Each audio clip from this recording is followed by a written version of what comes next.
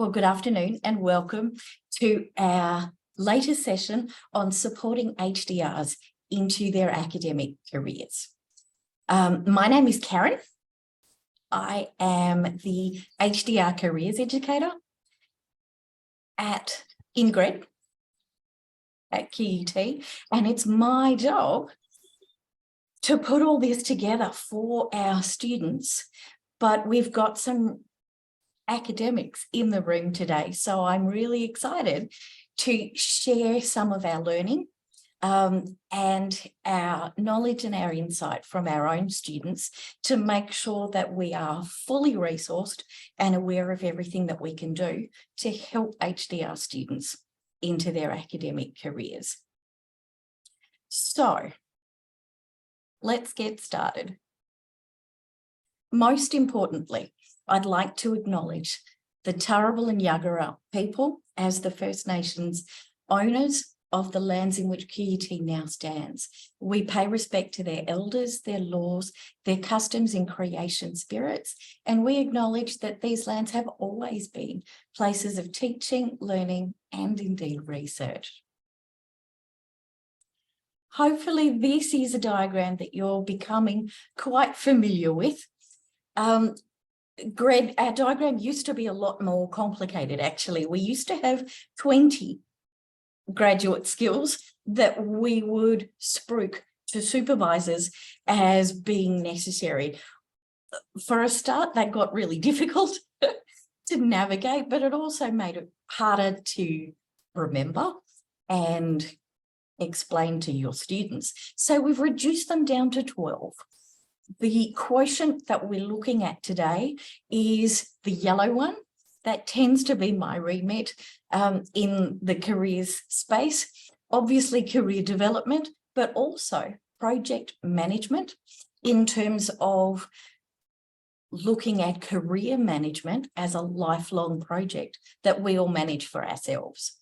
And also well-being, because job searching at any age, at any stage, is not the most stress-free of experiences. So I try and reinforce that it's important to look after us as we go through those processes.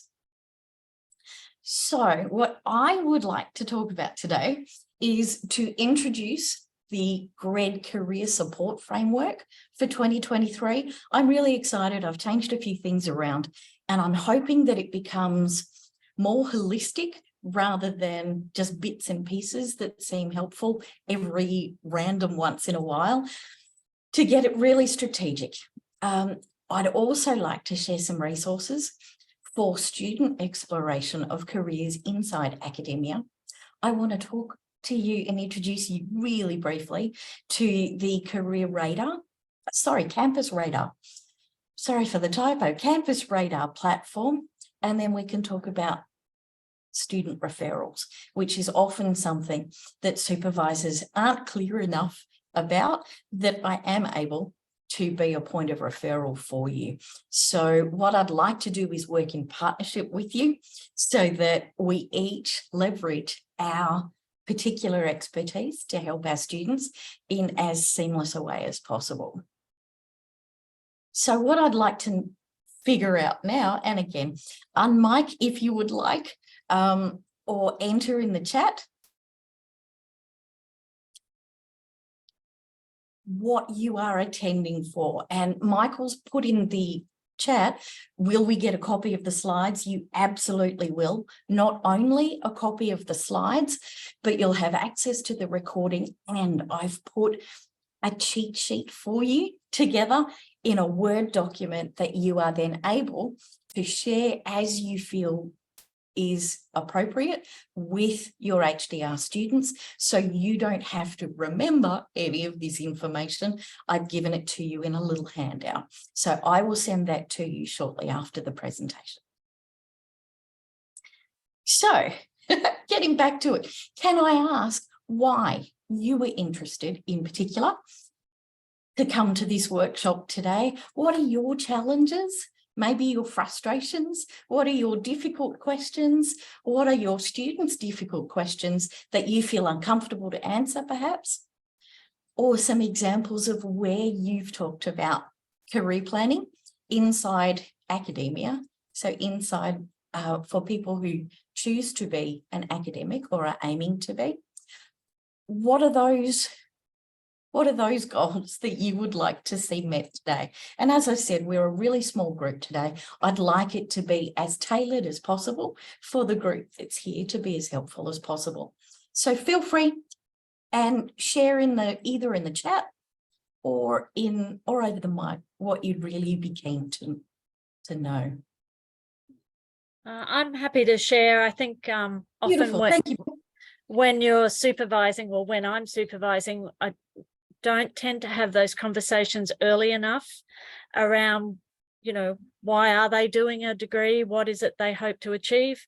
I currently have a couple of students at the moment who are coming to the end, sort of questioning what they want to do or what that looks like. So I'd be keen to know resources that QUT or services that QUT have that I can direct them to, in addition to the supervisory conversations we have as well.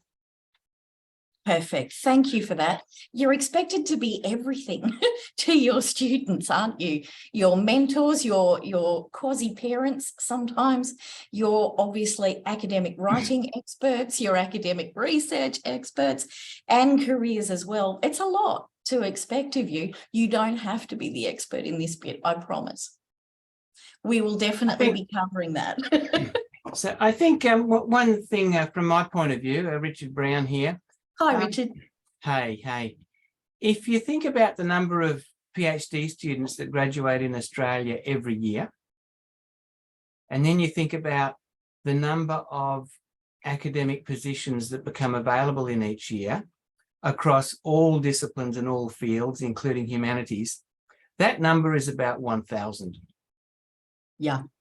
Now, it varies across fields, and in STEM things, it's lower than that. Maybe around 100, or in some specialised fields lower. Whereas in countries like India, maybe a third of PhD students or a half even will become academics. So expectations of international students can be very different. I think opportunities in industry, in government, in some NGOs and other things like that are the sort of things we need to, be at the ready to help our PhD students understand, and postdocs who are finishing off sometimes their postdoc and thinking about the future. So, yeah, that's kind of one thing for me, maybe for some others as well. I'm sure for some others. It's important that we're aware of this all the time, isn't it? Without trying to be doomsayers for our students. It doesn't mean that they can't find a career in academia, but it is becoming more and more difficult. However, there are a huge range of opportunities for them. That's actually a separate workshop, and I think a couple of you have come to that. What I might do, if it's useful though, afterwards, I'll send you the slides for both of the presentations that I do, careers inside academia and careers outside academia from a supervisor's perspective. Would that be helpful? Yeah, that'd be great. That'd be great. And I suppose one other factor that I didn't mention was some students are quite happy to travel internationally, and even for the average PhD student, if they're willing to travel internationally, it becomes so much easier for them to get an academic position. And I think maybe a quarter of my PhD students, third or a quarter, have taken up positions in international universities, like in Europe and Europe and Asia. They, a PhD from a QUT does stand for something in a number of those countries, including some very good universities. That is something that I'm going to touch on in this, and it is the opportunity to be mobile. Sometimes even just being willing to move south or move west makes an enormous difference to candidate opportunities. And not all of us can move, not all of us have thought of that. Sometimes you may never be able to, others it'll take a little while before you're able to move, but it's those kinds of things. There's lots of options, but here are the constraints that you also need to think about. And with more constraints comes more limitations, which means that the broader they need to think about their options. So it's the same with all of us. The older we get, potentially, the more limited we become in where we can go, which means that we've just got to adjust our expectations of what we've got the opportunity to do.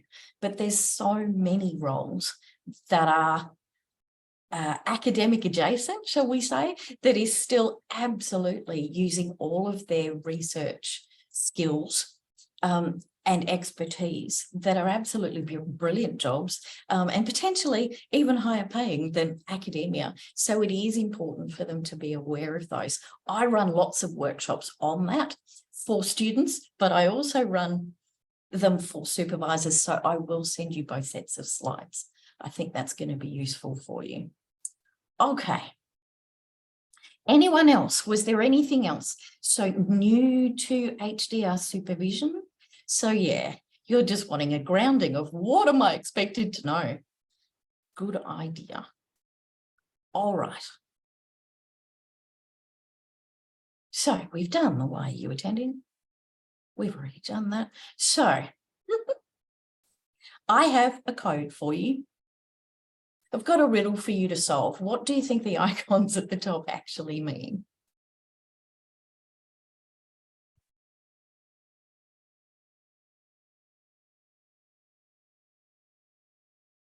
One of those ones where it'll make perfect sense once I explain it to you. But until then, perhaps not. Shall I interpret my code for you? What I basically put up the top here is essentially, this is my mantra. A PhD qualification does not equal their thesis. HDRs are so focused on their thesis, and you want them to be as supervisors, right? You want them to be very focused on getting that written. And we want them to be as well. But because of that tunnel focus, they, and often we, might be tempted to not look up from the discipline literature much, to remember that the outcome of their PhD is not just their thesis. That's one output. It's a huge piece of evidence, of course it is, for their employability skills, for their research skills and their aptitude, but it's far from their only evidence, and it's not their only skill. So many HDRs that I speak to, particularly in their final year, they've got so focused on this one piece of expertise that they forget that their thesis topic does not form the boundaries of their work skills. So if we can remind them of that as often as possible, they have a huge suite of employability skills as academics or researchers in different fields. It's really important that they don't lose sight of that as they're busy writing the details for you in their thesis. Now, aside from remembering that they are not the sum of their thesis topic, aside from that, the most challenging part for HDRs is often where to find this information, right? And as a supervisor, you're even more confused often because, as you would know, HDR, well, the HiQ pages, they are really comprehensive, but the problem with them being really comprehensive is sometimes they're hard to locate. Well, there is hopefully coming an easier way. I want to talk you through the GRED service offerings for 2023. These are the things that I will be delivering that are specific to careers planning. And it's a little bit like the 12 days of Christmas. So I'm offering 16 different workshops on career-related subjects. I'm offering 8 self-paced modules. This is brand new for 2023, and I'm really excited to get this done. I'll talk you through these modules in a minute, but basically the modules, every workshop that I offer, the 16 modules, the 16 workshops fit into 8 self-paced modules that students can access on Canva once we get that platform up and running. And they can take them themselves through a regulated, moderated place where they can start to build these skills from beginning to end. Now, ideally, they start them at the beginning in first year, but whenever they start engaging with them, they can do them in order of when they start to need to build skills. So even if they have to do express versions, at the end, they're still available. I'll be holding 12 Q&A Zooms next year on specific topics so that students can come and unpack the detail of what they need to know to apply them. I'm running, and again, this is new for next year, there's 8 face-to-face job writing sessions. Often my one-to-ones tend to be, can you help me rework a job application? What I thought I would do is make them a bit bigger, a bit more concentrated so that people can learn from their peers as well as for me how to write both academic and professional job applications specific to researchers. I'm going to be doing those 8 times every year. We've got a Research Careers Week. We had our first ever HDR Careers Week in April this year. We're making it a little later in the year next year so that we've got a bit more time to organise guest speakers. It will be from the 19th to the 23rd of June. So let your students know to hold that week if possible. And the Research Week is going to be all guest presenters, alumni, recruiters, experts from industry who are going to come and say, this is what we're looking for. And these are where our opportunities are. So I'm excited about that. At the moment, we have 1 eGrad module. I'm busy writing the second one at the moment. So we'll have 2 5-week eGrad modules for careers that students can enroll in next year. We charge a fee for external students who aren't studying at QUT, but for all QUT students and staff, it is free. And of course, I offer weekly one-to-ones if people need them. So let me talk you through these modules. These are our 8 modules. So in early candidature, it's knowing your work preferences, your values, your inclinations and your interests, exploring what career options there are, and building a professional research profile. So these are the steps that are really important for career planning for HDRs and ECRs. This is what I would like them to do in their first year of candidature. So by early, I mean before confirmation in their first year of candidature.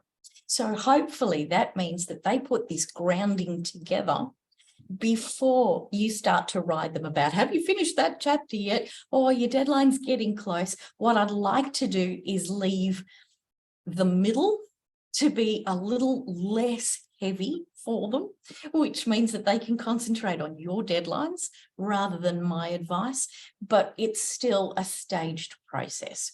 And then towards the end, as Beth indicated, this can be the time when a lot of students in their final year of candidature start to think about careers, what I would like to introduce is this stepped process. So there are particular things that are best to do early. Things like building your network. This can't be done in the last 10 minutes because it takes time to establish relationships.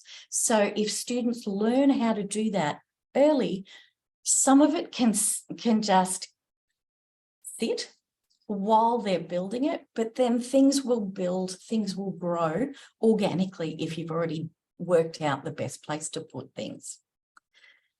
So in the middle, it's about building a strategic network, investing in industry experiences. Now that might be a placement, it might be an HDR internship, or it could just be a series of informational interviews, whatever suits the student. Remember that if they do an internship, that we can pause candidature so that it doesn't interfere with your deadlines of them writing their thesis, and they can still get this really rich industry-based experience. Then defining their competitive edge. Often they don't have any ideas of how to do that. So I'm going to step them through that. And then in final year, Beth, this is where I'm hoping it will become a little simpler for them. Really, the only things that need to be left till the last minute is to search strategically for jobs and then apply using those job applications. And again, they can come for those drop-in workshops on those. So stepping you through these are the early ones. So this is before candidature. So there's 3 modules. The first one is to know your working preferences. We use the skills assessment tool. There is 2 workshops that are specific to this. One is essential skills for higher degree researchers. And this is a new one for next year. This is a grounding in the Australian job market for international researchers. I find that for international candidates coming to Australia, they're a step behind our local students because they haven't had part-time jobs in Australia. They haven't had work experience in Australia, and it makes a really big difference, both for academic roles and for industry roles, to know what the norms are for professional behaviours, professional communication, but also job search and resumes.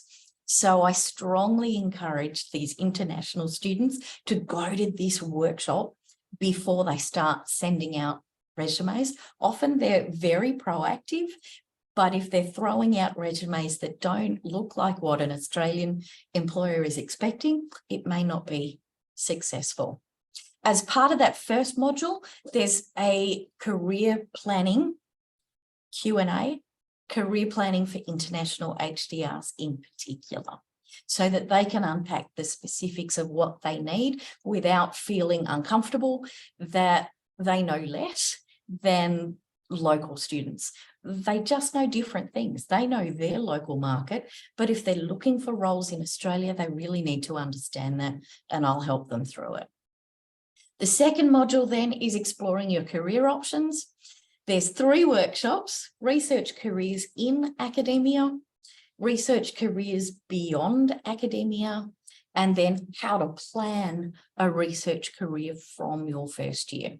So again, we're trying to encourage early candidates to get more involved in setting their plan so that they are then ready by the time their writing gets really intense.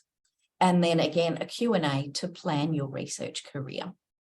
The third one in the early stages, so this is the 3rd module I'd love them to complete in their first year. It includes using research resources like LinkedIn Learning. Then there's 2 workshops, LinkedIn for researchers, and also your research brand and why it's necessary.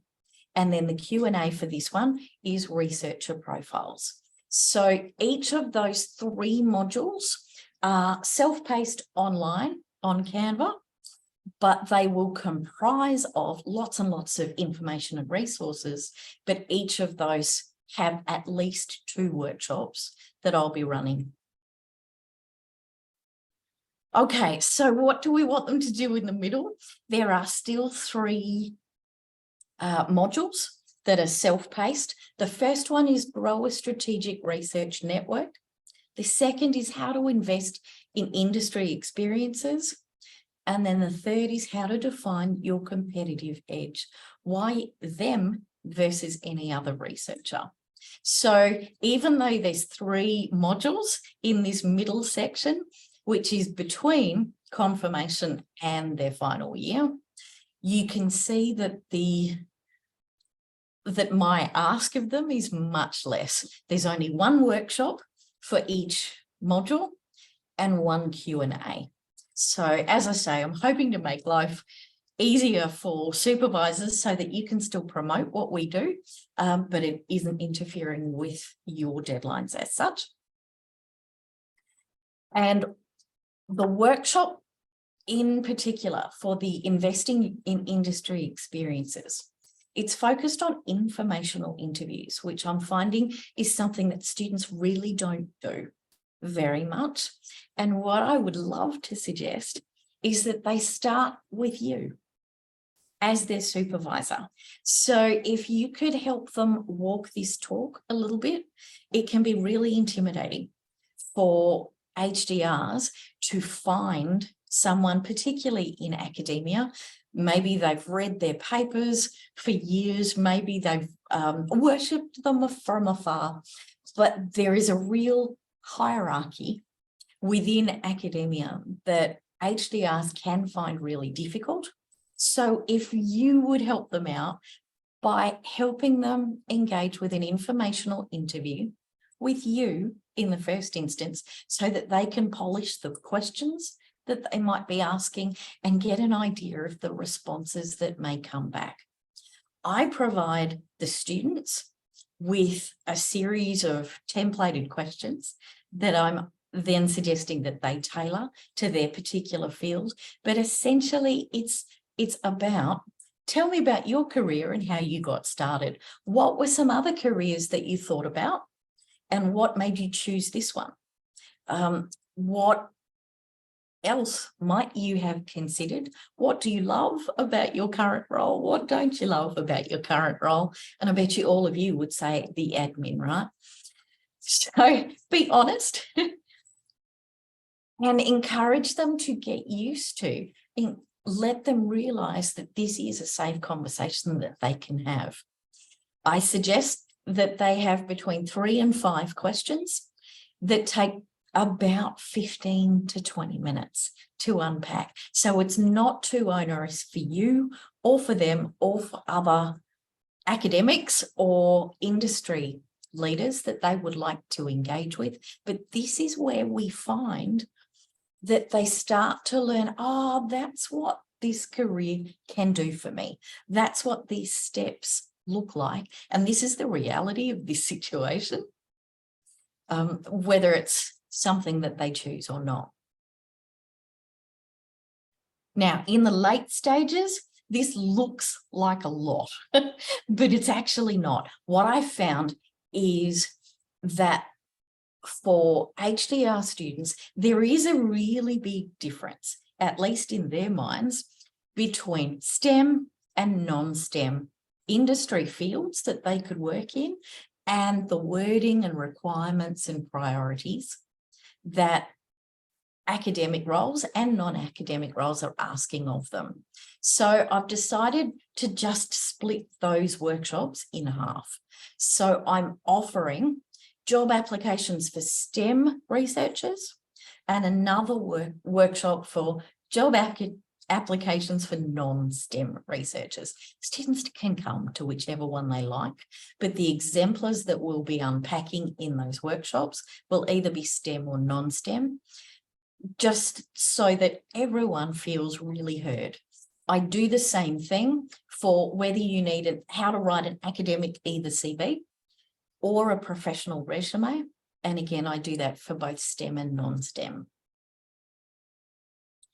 And the applications that I'm doing here, these job writing circles, these are the face-to-face ones. that people can bring their actual applications. I'm really happy to take any of these workshops. I would love to include early career researchers, not just HDR students, because they're in just as precarious a place in terms of their career trajectory. You are absolutely right, Michael. One issue that the longer you have been in academia for, that becomes quite different is, one, how did you get in? And how easy was that to get in, and the steps that you needed to take to enter the field and then to progress inside the field.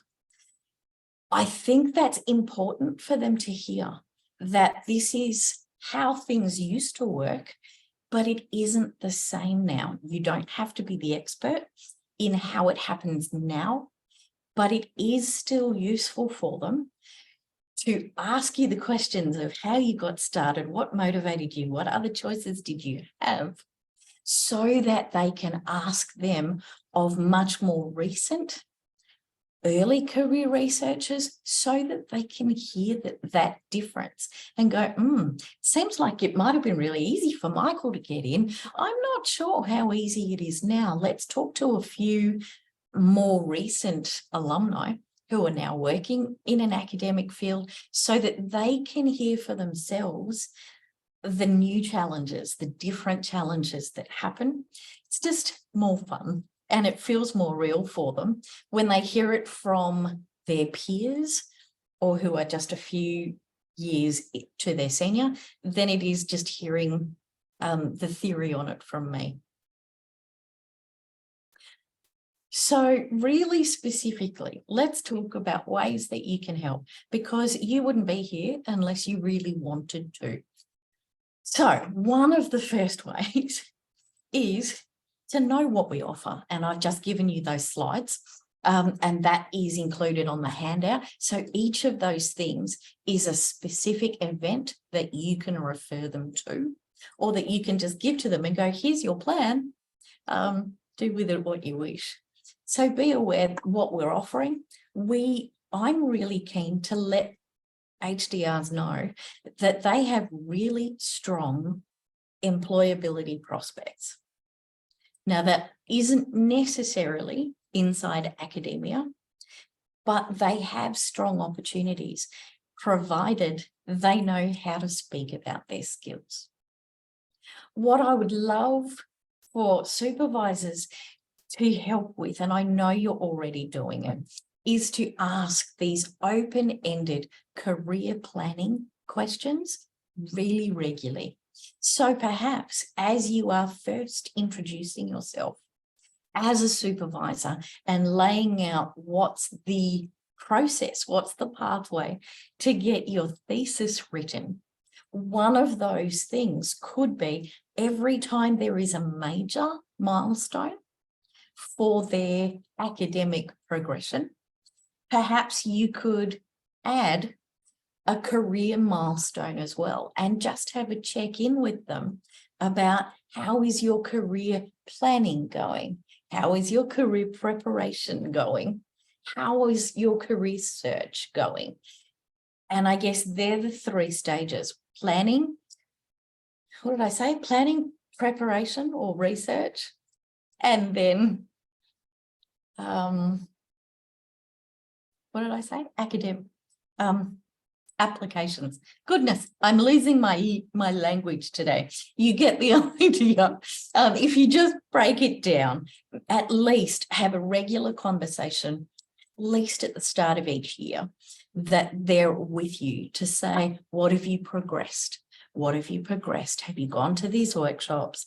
Go and see Karen if you need to. I'd be really happy for that. As you figured out, early engagement is better. It's really hard to inspire students to start thinking about their careers when they've only just been accepted into a program and they are going to be really excited about their thesis topic. The way I've done the structure of those 8 modules is that the first pieces are just a reminder of why you're here, a reminder of what outcome you were looking for as an HDR, and just have the end in mind as you go through. If I could suggest a couple of other things, share your networks, share your connections where you can. And that's much easier for you for academic futures than it is for non-academic futures, right? Because a lot of your network will be within academia. If there is, what I encourage students to do when they're doing any informational interview is to ask each person that they interview, is there someone else in your network who would be a really great person for me to speak with? And that doesn't mean to write their thesis, although it might also be helpful, but it means from a careers view, who else could I speak to find out more about how they got into it, what they love, what the reality of this situation really is. Share your networks because they're really scared of it. They're really scared of building professional networks. So the sooner we can alleviate that fear from them and just normalize it with them, here's someone you could speak to. Here's someone you could speak to. And if you like, I'll do a warm introduction for you so that they'll know you're coming. Just something like that is a really simple step that all of us are able to do. Who in my network might be a good person to ask? I understand that we don't want to overpromise anything. You're just suggesting a name. It does not mean it's a convenient time for that other person. That's then up to the HDR to negotiate with that other person. You're not compelling them to have a conversation. You're just sharing your networks. And then practice networking with them. They're really afraid of it. It's a scary thing to do. Really, networking is just about finding people with interests and futures in common and having discussions with them. So if you are able to smooth the way to some of those conversations, that would be amazing. Please note also that I do one-to-one consultations. I offer them every week. I can't get around to every student, but if they are really concerned, if they're stressed, if they are really fearful, or if you've had to have one of those conversations where it's like with an MPhil student where you've had to say, I know you wanted to matriculate to a PhD, but I don't think that's going to happen. We should call it a day. Or they've enrolled in the PhD and then you said, actually, this probably isn't robust enough. Send them to me. Because that's a scary conversation. You have to deal with the academic side of things, but to be able for me to present them with, this is not the end of a goal, this is not the end of anything, this is just a new beginning, and here are some other places that you could look. It's just going to reassure them enormously and take some of the burden off you. The other thing I'd love to suggest is if you are involved or if you know students who are facilitating HDR symposiums, I'd love to go. Basically because that gives me exposure in a career setting with people who are communicating their research. I've got a couple coming up where I get to spend half an hour doing presentations, but even just a table there to familiarize students with the fact that I exist and that I'm easy to find would be fantastic. Can I just ask all of you, what have I missed there? What do you do to encourage these conversations? What works? What doesn't?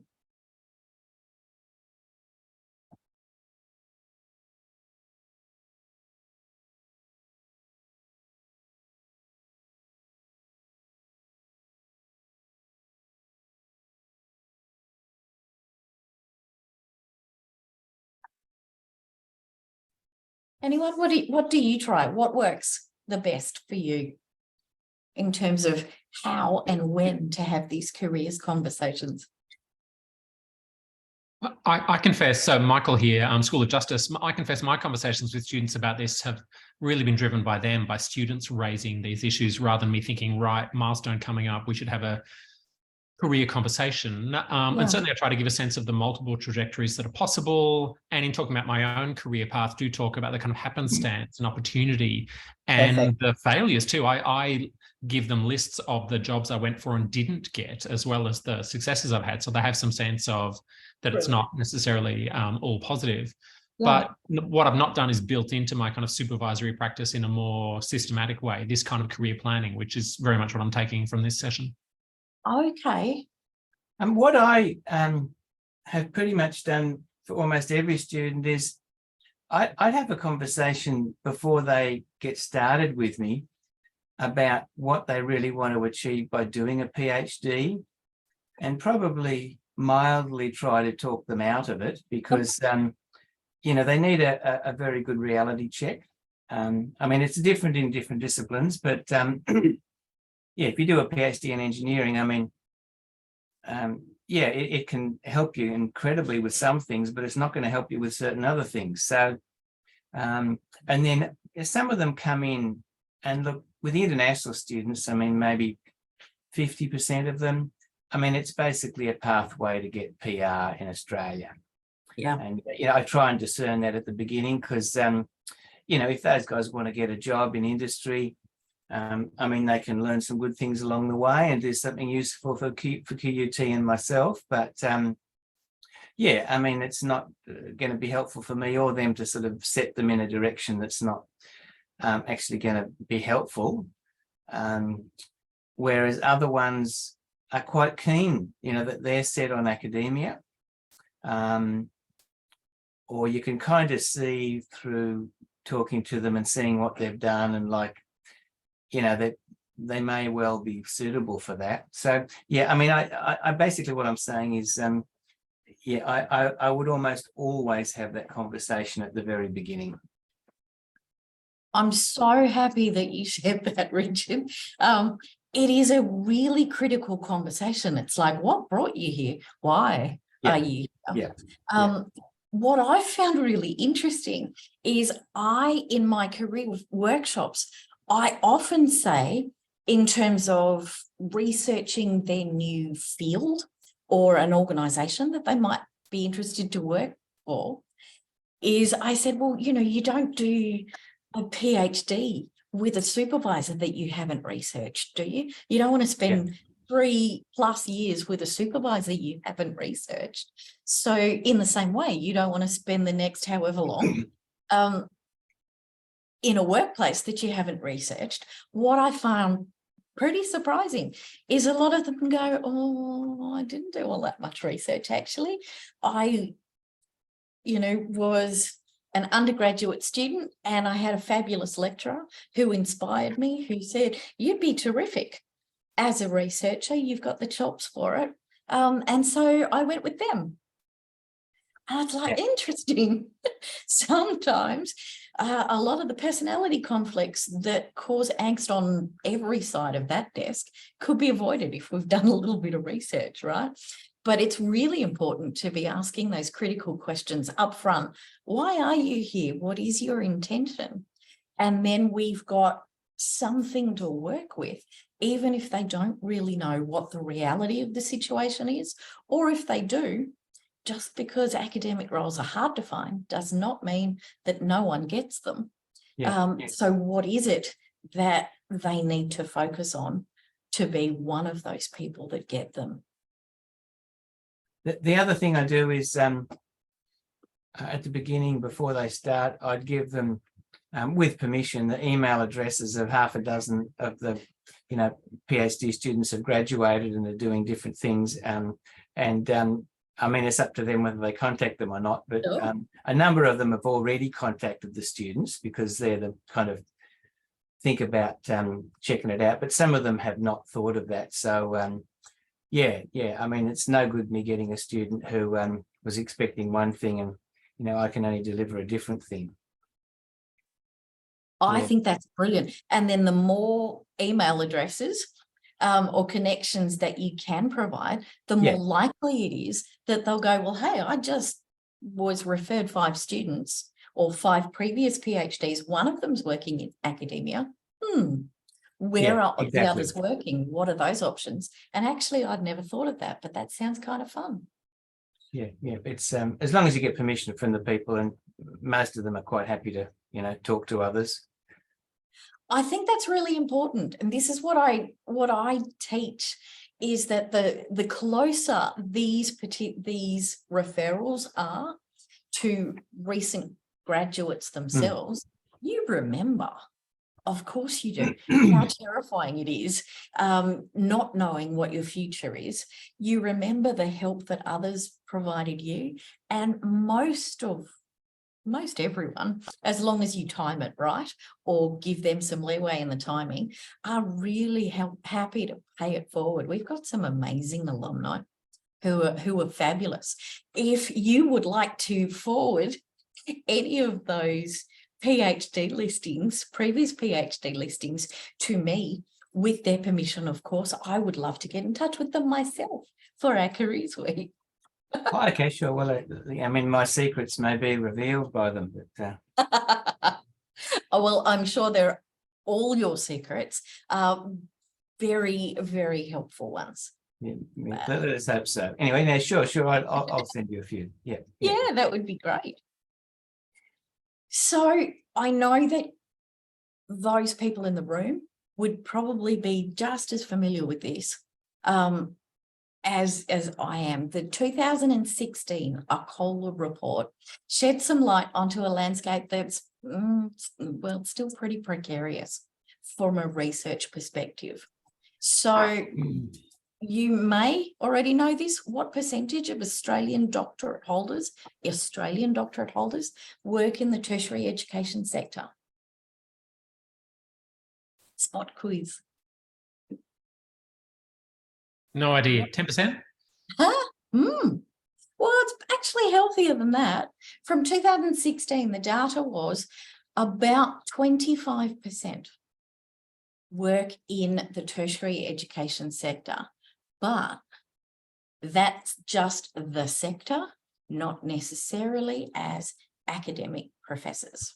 And that'll include people who were recruited 10 and 20 years ago, when a much higher proportion of graduates. Yeah. Like at the moment, it's I believe it's about 1 in 1,000. Yeah. No, you are absolutely right on that. It's getting harder and harder. Let's go back. So it's important to know too, the percentage of working Australians that hold a PhD. And again, this is different in different international countries. In the States, it's 1.78%. In Australia, it's 1.17%. The OECD average is 0.99. So these are rare qualifications, which means that they are also rare hiring practices. Doesn't mean that it's impossible to find work, but the deeper your niche, the harder you have to dig for it, right? Something else that's important is the change in focus in academic careers. And a few of you have referenced this already. Things used to be simpler 30 years ago, 20 years ago even. Industry relationships are becoming more and more vital to early career researchers from the beginning, because it helps them demonstrate their value to the university in terms of partnerships, corporate sponsorships, collaborations. But the Akola report ranked Australia as 39 out of 40 of Western nations in the relationship between industry and academia. So we're not great at this. We're working on it a lot, but industry and university partnerships are hard fought. So even when 20 years ago, 30 years ago, academics didn't need any industry connections necessarily to be a wonderful academic, these days you do, particularly for new academics entering that field. So being aware of that industry partnership focus means that an industry-based internship or industry networks or LinkedIn engagement becomes necessary, even if they were looking for an academic career, where that was never necessarily important a few decades ago. So what's the evidence and the skills that they need? Obviously, for academic roles, it's about academic achievement and awards. But again, for HDRs to hear from their supervisors, particularly internationals, with internationals, you must have had an Australian work history. Australian bosses want to hear from Australian bosses what you would like to work with. So regardless of whether your future is inside or outside academia, internationals who assume or who aim to work in Australia need that employment history. This is something that I like to add for the reality check about academic roles. We hear about the 3 academic domains of teaching, research, and leadership. I like to add a 4th because the administration load is a lot bigger than it used to be. And I'd be tipping that that would be one of the things that many of you would say, it's not my favorite thing to do in terms of my role as an academic, but it is a necessary evil, right? So this is a little bit of a background. If students are looking for an academic role, they're probably already aware of these things. The skills match, the evidence-based achievement, the right sort of teaching experience, and the need to be peer-reviewed and published. But what do I mean by a skills match? This is what we were talking about with Richard earlier. When I asked them why they study a PhD, how they chose a supervisor, it's like, oh, I had a lecturer. So it shows you how important encouragement is. But they didn't do a lot of research, a lot of them, in what supervisor to have, whether you had similar values, whether you had similar working styles or communication styles. And HDRs tend to put less research into their next steps than they did into their PhD supervision. So just because they haven't thought of a different option doesn't mean that academia is necessarily the right option. So why did you want to be an academic? What else have you thought of? And where else could you look? Really critical questions. So here's a couple of questions that you, oh, hang on, did I skip a slide? No. I got the order wrong. So here's what they might not know. This is advice that I would give any HDR, regardless of their career plan, is 1, to bank a plan B and potentially a plan C or D. You can't focus on adding too many strings to your bow, because otherwise you become a generalist, not a specialist. But everybody looking for an academic role needs to be at least open to discovery or research on a plan B. The understanding that mindset matters. The university doesn't owe them a position. The world doesn't owe them a living. Their PhD doesn't guarantee them entry to well-paid and prestigious roles. It can, but not if it's assumed that it's an entitlement. Those who are focused on timing, this is where that early intervention is really critical. If you leave it all until the last 6 months of your program, there is going to be more limits that you'll need to set for the capacity to discover options. Something that's really important for you to recommend also is that they search for influential mentors along the way. Again, not right at the end, not necessarily all at the beginning either. You'll be one of their first influential mentors, but the best mentor for their future career might not be you as their supervisor at all. And here's where you can help them. There is a game. There is a political element to most employment, let's be honest. But particularly in academia, it's very much about who you know and what relationships you forged. So teach them the game as far as you play it, and then they can make their own decisions going forward. They probably don't know these things, and you are one of the best people to just set those frameworks in place. So here's a couple of questions you could ask. What are their drivers? By that, so Richard was saying at the beginning, why do you want to be an academic? This is what we mean. So what are your motivators? Is it money, prestige, status, peer recognition, service? There is no right answer. There is no wrong answer. But who are you doing it for? The world in general, your community, your family, yourself. Again, there are no wrong answers, but asking students to journal this, to just write these down. What is it that drives you forward? Will help them understand, that does fit with an academic career, or this may not. By anchors, what I mean is, what is it that grounds them? These are really positive things. What keeps them inside a community, in a family, in a location, or in an environment? These are the things that mean that they want to stay in one particular place, or that they could relocate with them. The tethers is the flip side of the anchors. So what's holding them back? What are their limiting beliefs?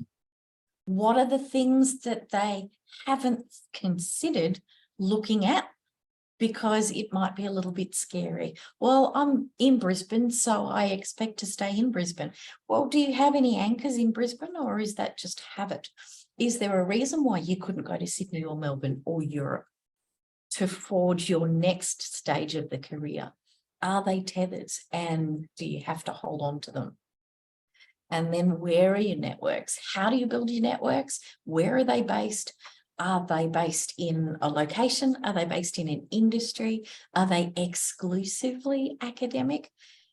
Just getting them to write these down helps them understand, I do actually have a pretty limited network.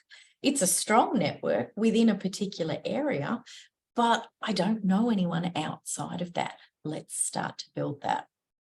And then they can build this into an action plan. What's their first step to take? What's the first person that they contact? What's their first proof, their first evidence of moving forward?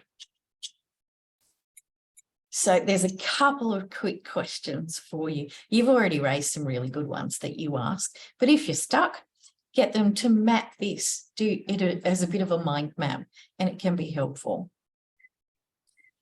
So let's cut to the chase. Where should they be looking?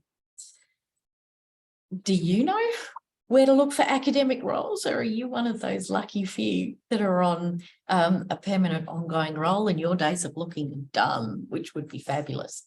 There are a few new players in the field. So rather than just look on individual jobs boards, jobs at QUT, although we want them to look there first, of course we do.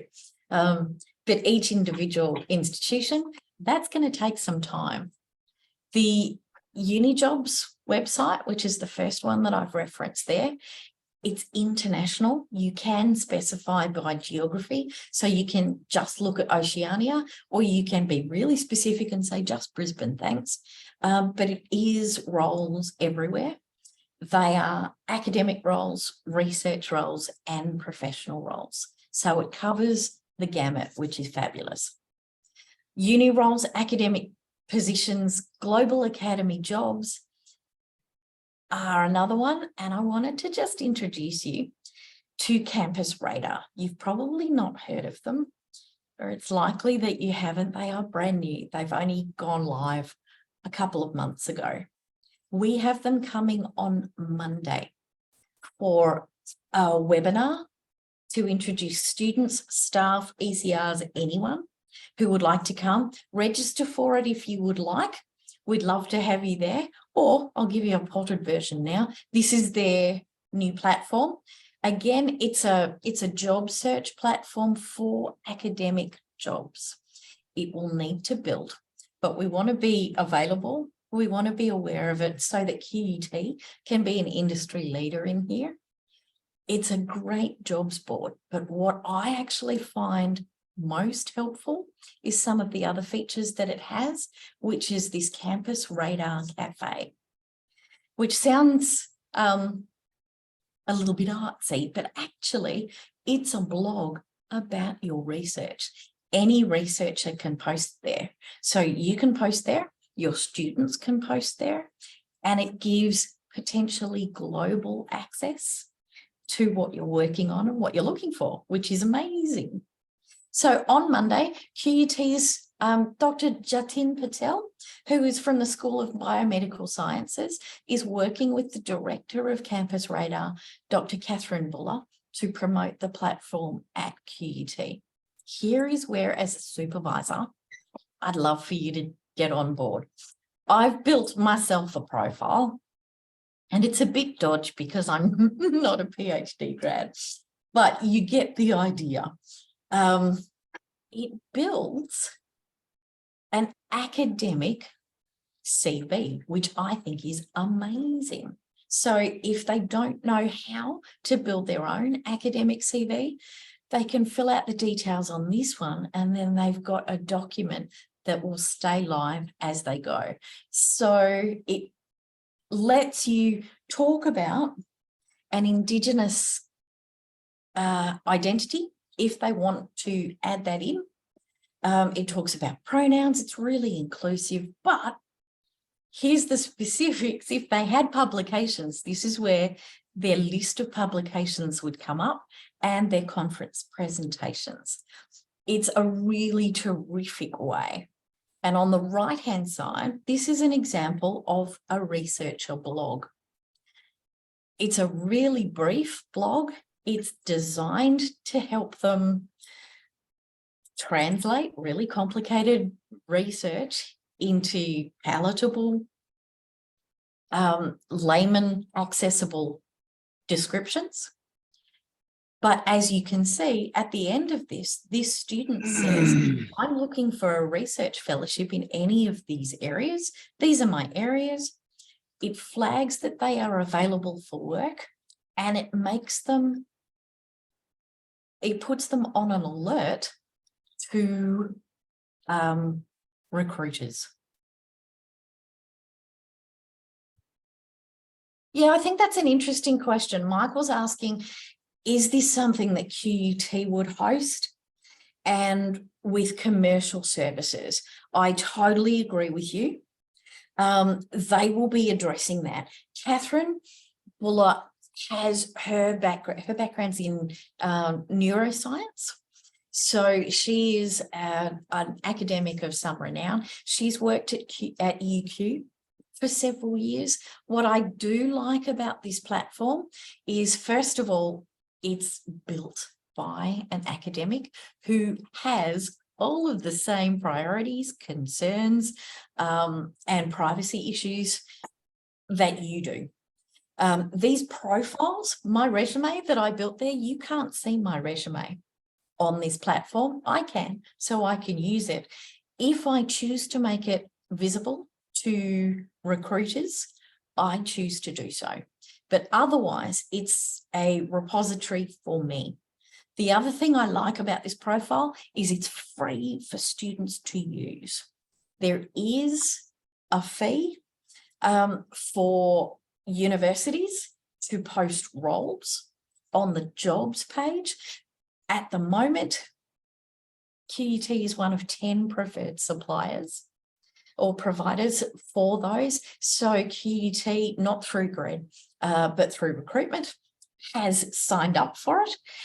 But if the pricing model changes to the point where QUT can't endorse that anymore, what I love is that it doesn't deny the students or the researchers access to the platform. feel free to have a play. I know that if of any populations, it will be this group who is the most concerned about who gets to read my stuff, who gets access to it and all of that. They will be going through that in much more expert detail than I have for you today. I just wanted to introduce you to a new platform. And for students who are looking for an academic trajectory, I love the idea that it's Brisbane based.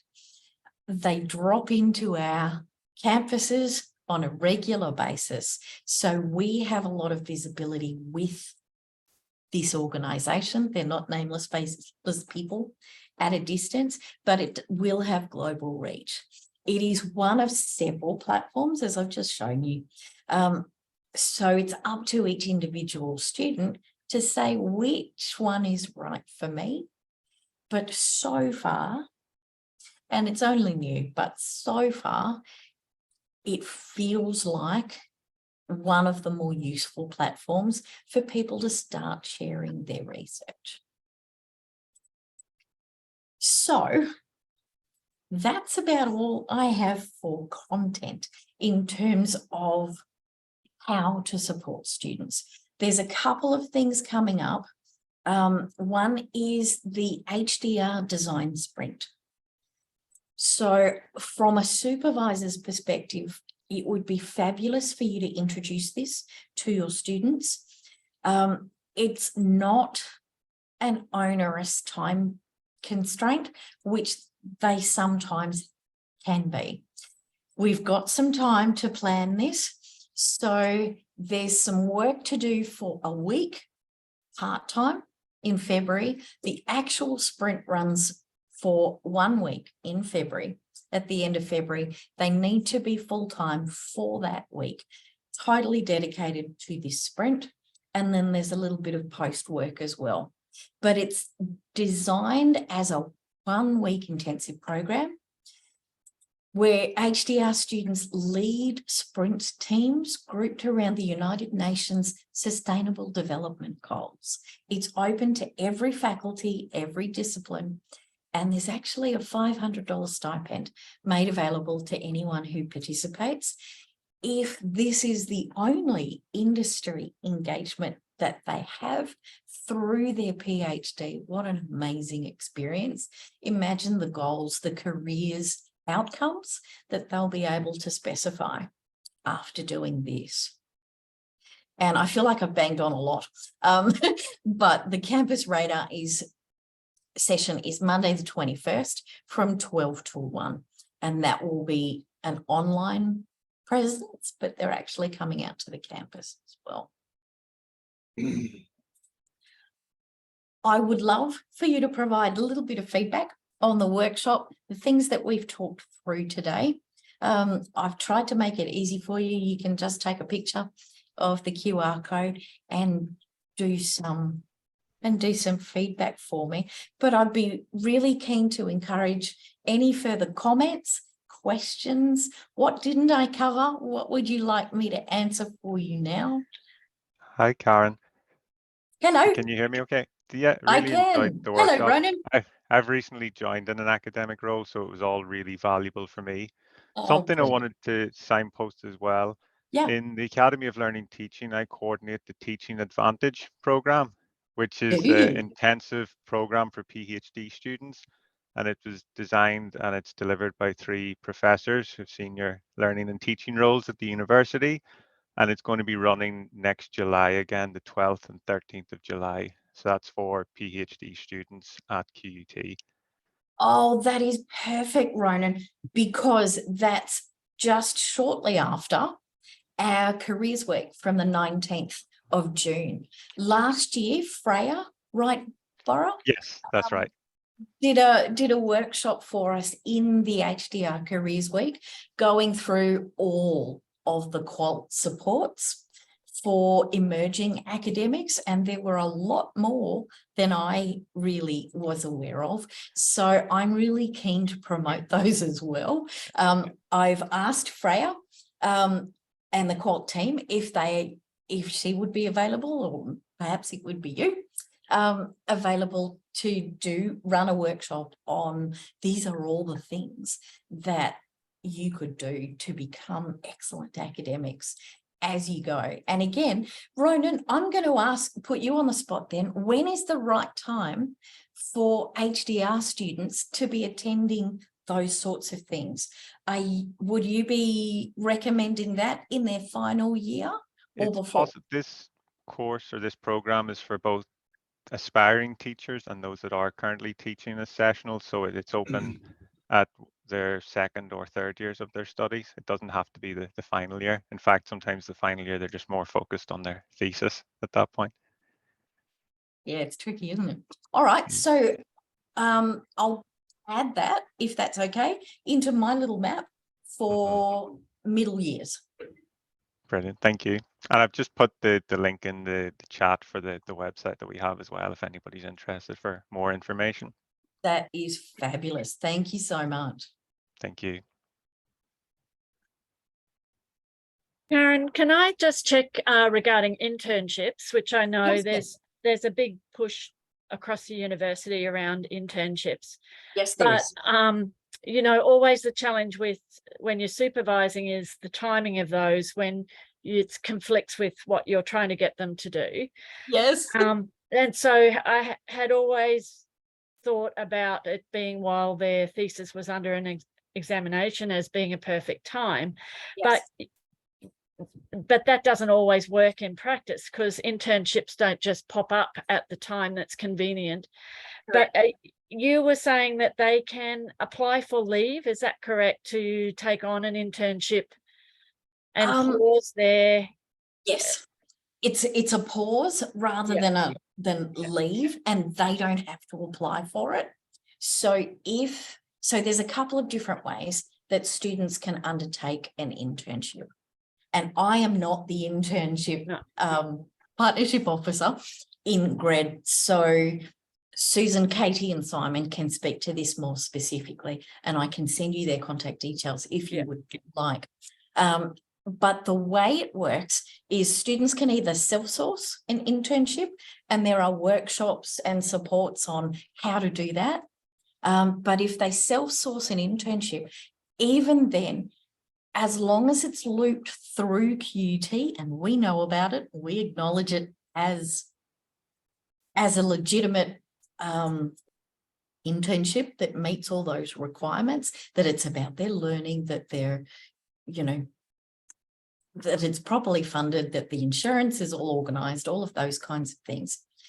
Or if it's an organised internship that is sourced by QUT and promoted by QUT, then yes, if it meets those criteria, then students, if it's a 3-month internship, they can, for example, then their study progression is paused from the beginning of their internship all the way through until the end of that 3 months. So their scholarship funding or any of those other requirements are just paused, literally pressed paused, so you don't lose their interest, so that they don't run out of funding. If they're on a scholarship by the end of their 3 years, all of that is paused so that they can fully immerse themselves into the internship experience without compromising your deadlines, your needs for writing and their need for funding, let's be honest. So you may have heard that there's changes to the RTP funding for internships, and there is now an incentive for internships to be signed up within the first 18 months of candidature. Now, don't be scared. That does not mean that they have to have finished that internship in the first 18 months. It doesn't. By signed up for, what they mean is that there's a written and agreed expression of interest. So essentially the student says, yes, I want to do this. I've got an industry partner who has also signed up and said, yes, we want to do this too. When they actually undertake it, is entirely up to negotiation. But if there is that agreement signed within the first 18 months, then there are financial incentives. So the university is encouraging students to seek those expressions of interest, but please don't be concerned. It doesn't mean that they have to be finished in 18 months, and they would, of course, need your approval to do so. It is true that that is one convenient time at the end, after they've submitted their thesis and they're waiting for feedback. There is a little bit of marking time, isn't there, which is a great time to do an internship. However, like you've said, not every industry partner needs an internship at that stage. Anything from second year onwards is possible, and they do pause all of their progression deadlines so that they can do that without it interfering. If I could just add something there, Karen, Yes. if that's okay. Of Yeah. course. Look, I've had a few of my guys do those industrial internships, and look, they're really, really good. And the people, I think you mentioned, was it Susan? Yes, it's Susan, Katie, and Simon who organise those. They're amazing. They have been extremely helpful, and I didn't have to sort of muck around with the industry and all that too much. They were Awesome. really, really good. But the other thing I would say, and look, QUT is pushing all that really, really hard, because if a student does that, QUT, I don't know, gets another $50,000 or something from the federal government, or some very large amount of money. So look, that's of course QUT wants to help the students as well. But the other thing I would say is there are a whole lot of other things or other funds that will support a student. So I'm just thinking with my guys, I've had 2 guys go to Japan, all expenses paid by certain foundations that will support students to go there. The Australia, India, research support scheme or whatever it is. Yes. Yeah, look, several of them have come from India, and several of my guys are on the way there. So that's that. What was it? India. And actually, there's been some others too. I just can't remember. But and there's no proper system for letting people know or having a good list of what these things are. They just kind of pop up, and you've got to watch your emails and sort of keep your ear to the ground, sort of thing. And they're not industry things, but like, and they're universities, so they don't really help them in a direct sense with industry, but they sort of, like in Germany, that was the other one. Yeah, I've had about 4 of my guys go to Germany, and look, they just come back, just sort of seeing a whole lot of other things. And in Germany, they're so into industry, academia, research, it's almost as good as an industry internship, and it's a Western country, so it kind of can a little bit help with jobs here. Of course it can. It's the same with student exchange. When students are at school, the exposure that you get from trying your skills, trying to negotiate those different environments and learning in a new environment, you're speaking to your flexibility, you're speaking to your cross-cultural communication, you're speaking to your industry relevance with them. And these are some of the reasons that internships are useful. But as you say, Richard, it isn't the only way. You are right that there is a drive from QUT to promote these. And I think that's important. It's a promotion. It doesn't mean that there's a one size fits all. It's the same as if you were going to promote your topic for a PhD student. For some students, that would be ideal. For others, it's like, oh, no, thank you. That's not where my interest or my skills lie. So internships are not a one size fits all answer, but they are becoming more and more important. The way I frame it is, if you don't do an internship, what else are you thinking of to build these industry networks and your employability skills?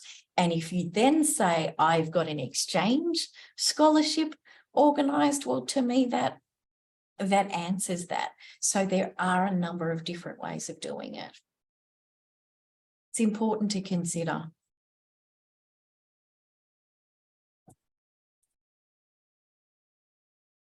Well, it looks like we're going to be losing a few people. Fair enough, because they've got other appointments or workshops to go to.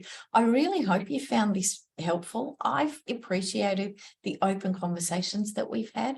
If you have any suggestions for things that you would like promoted, things that you don't know that you would like to know some more of, that I can help support you for, I'd really love to hear from you. We want to make this as seamless for the students as possible, right?